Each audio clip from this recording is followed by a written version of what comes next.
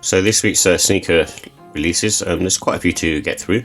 Nothing that I'm interested in, thankfully, because I've got quite a few sneakers over the last couple of weeks. So this one I'm going to give it a miss. And the first one up is the Nike Air Zoom Spiridon, and this is in the Barely Vault and Hot Punch colorway.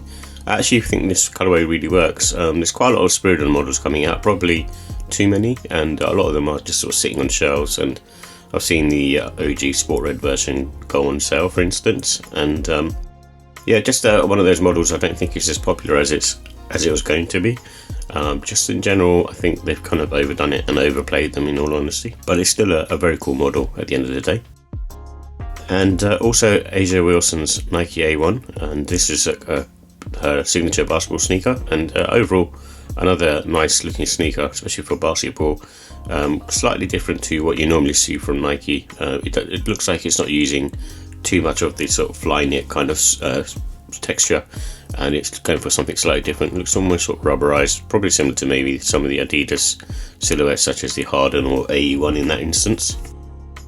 And then also we've got the re-release of the Nike Air Max Plus Eclair Lightning, and this pair is one of those ones which came out, I think, as part of the second wave of the original colorways, and these came out in the year 2000, I believe. And overall, I'm not mad at them. I don't think they're as nice as some of the OG colorways that initially released, and it's not something that I'm going to be going for, but if I can pick them up on sale at a good price, then I'd definitely be going for them. And then also we have the New Balance 992 made in USA, and this is for Grey Day, and this is on the 7th of May. And New Balance obviously do Grey Day every year, and there's quite a few different silhouettes coming out over the course of the month, which I'll sort of try to sort of highlight. But usually with New Balance sneakers, they don't tend to, I suppose, give enough of a heads up of when they're releasing. And also we have the Adidas Taekwondo Mei women's shoe, and this one is kind of more similar to, I suppose, an actual women's shoe in the sense of it looks more like a I guess a high heel type boot with the heels cut off. But overall, it's not something for me, but I'm sure it'll be popular amongst the women, because I think the Taekwondo Mei in the UK, I've seen a few women here and there wear them. And then also we have the Nike dotswoosh Air Force One Low Dirty Pack.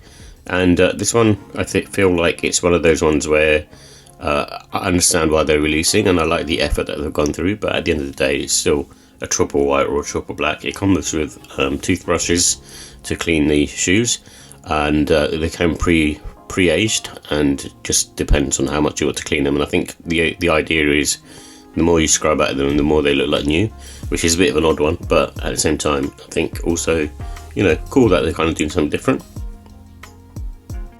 And then next up we have the Nike SP Duncloine Tourmaline. I feel like I've mentioned this pretty much every week since January. However, it's still a clean sneaker, so there's no denying that. You get a nice bandana with it as well, obviously celebrating Black Cowboys in the US. And yeah, just overall a cool looking pair in my opinion. I'm not sure if I'm going to go for these, but probably not. And also we've got the Nike ReactX Rejuvenate Slide, and this is coming out on the 7th of May as far as I believe.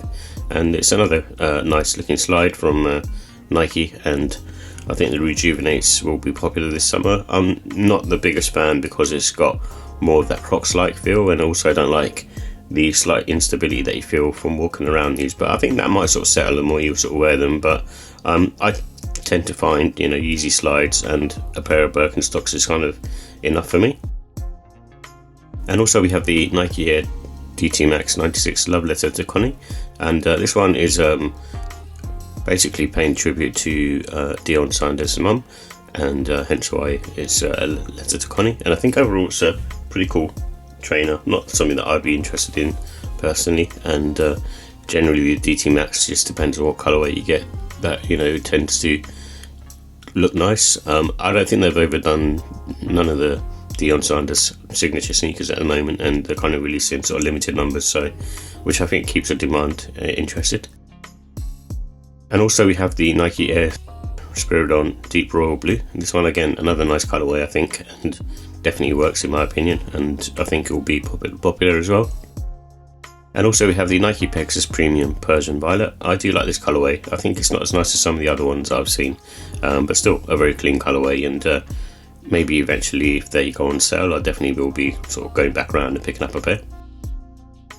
And also we have the Nike Air Force 1 Low Escape. These were released at different retailers at different times, here in the UK anyway, and I think, you know, overall it's still a nice shoe, and I think Travis Scott took a lot of inspiration from this particular colourway, and I think it's celebrating its 20th anniversary, hence why the re-release, and I think this is the US release date. And also we have the Maison Margiela Salomon XT4, and this is like the mule version in ultramarine, and yeah, not too much to say about these. They're going to be expensive, but also, you know, I like Salomon sneakers, but just feel this one's kind of at the wrong price range and doesn't probably need to be a mule in all honesty.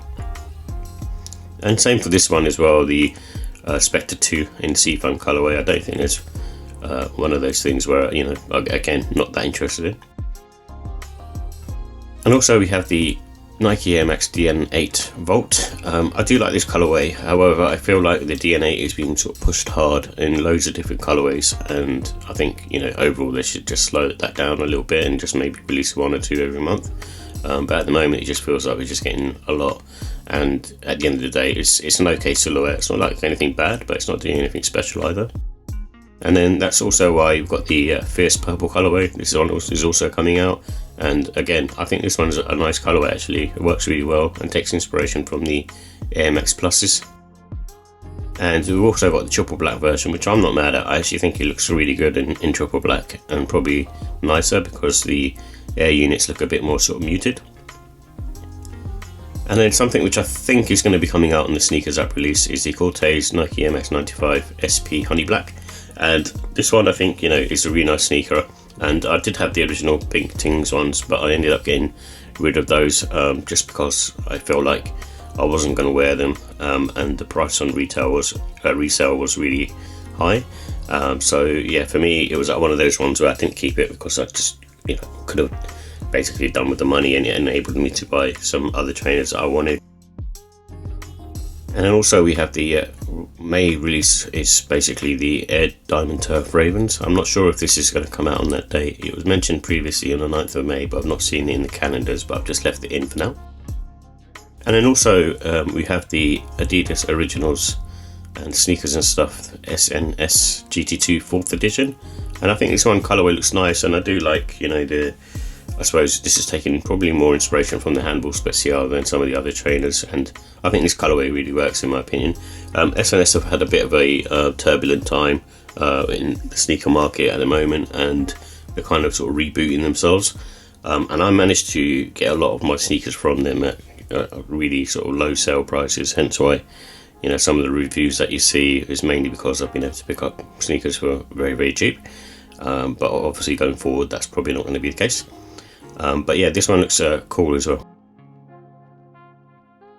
Also we have the This Is Never That New Balance 991 V2, and overall this is a nice shoe. I do like the 991 V2s. This colourway in particular is not doing it for me too much. I think This Is Never That sometimes a bit hit and miss with their colourways. Don't get me wrong, it's still a nice colourway, it's still very clean, but I feel like there's been other ones that have come out on the 991 V2, such as the Turbulence colourway, and then also the Winter Flare colourway.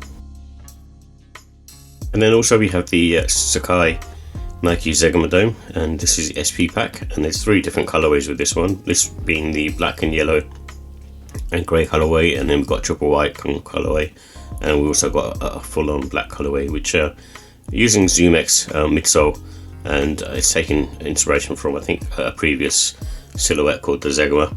And overall, you know, it's again one of those sort of sneakers that I'm not that interested in because I'm just not sure what the use for these would be. It looks like it's a trail, maybe everyday type wear, but at the same time I'm not sure completely 100% of what they're aiming for. And then also we have a basically tribute to, again, Deion Sanders, and this is the Lebron 21, and it's got the Prime 93 sort of hits on the sneaker, and I think overall it looks really clean. I still prefer to buy the original Prime sneakers versus these ones, but it's still very nice and a good sort of nod to that. And then next up we have the Air Jordan 1 High OG UNC Reimagined. I think I'm going to hold off on these. I do want a pair because I've never had a pair of UNCs. However, I'm just not too much of a fan of the amount of cracked leather material that's being used on here, and yeah, and that's also one of the things I don't like about the lost and founds, to be honest. And so I think I might hold off on these and wait to see what happens, and maybe pick them up on the resale market later on down the line, or on sale. I feel like these ones might go on sale because the Jordan one's not really hitting at the moment, and I've seen such as a black toe colorway sort of drop in a lot of places in terms of going on sale, so which I do feel like they'll be probably dropping a lot more. And then also we've got the Adidas Harden Volume 9 Ice Metallic. This is another cool colorway. You know, if I was playing basketball, then I'd be probably grabbing a pair of Hardens to play in. I think they actually look really cool, and technology wise they seem to be on point as well, and probably just like I said, just one of those sort of unique basketball shoes. Just look futuristic but also have the right amount of support and cushioning. And then also we've got another version of the unheard of Adidas Rivalry. This is the Grandma's Couch 2. Another one with like some embroidery hits. Not something for me, it's a bit too girly, but you know, it's got sort of nice sort of packaging and whatnot, and good sort of presentation, and overall it's quite cool, but it's just obviously not something for me.